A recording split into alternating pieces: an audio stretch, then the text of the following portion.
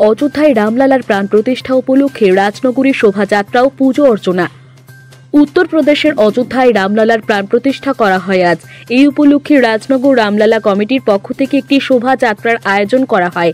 এই শোভাযাত্রা রাজনগরের লালাপাড়ার রামলালা মন্দির থেকে শুরু হয় এবং রাজনগর বাজার পরিক্রমা করে বলে উদ্যোক্তাদের পক্ষ থেকে জানিয়েছেন পল্টু পদ ধীবর।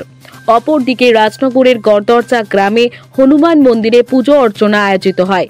উদ্যোক্তাদের পক্ষে সজল গড়াই জানান, অযোধ্যায় রামলালার প্রাণ প্রতিষ্ঠা উপলক্ষে হনুমানজির মন্দিরে পুজো অর্চনার আয়োজন করা হয়েছে। পাশাপাশি ভক্তদের প্রসাদ খাওয়ানোর ব্যবস্থা করা হয়েছে উদ্যোক্তাদের পক্ষ থেকে।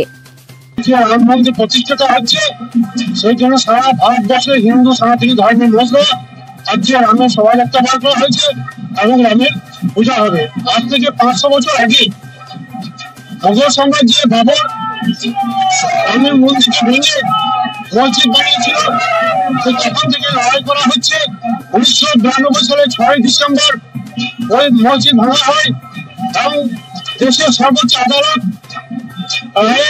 হিন্দু পক্ষে এবং সেটা যে প্রকৃত রাম মন্দির ছিল সেটা প্রমাণ হয়েছে।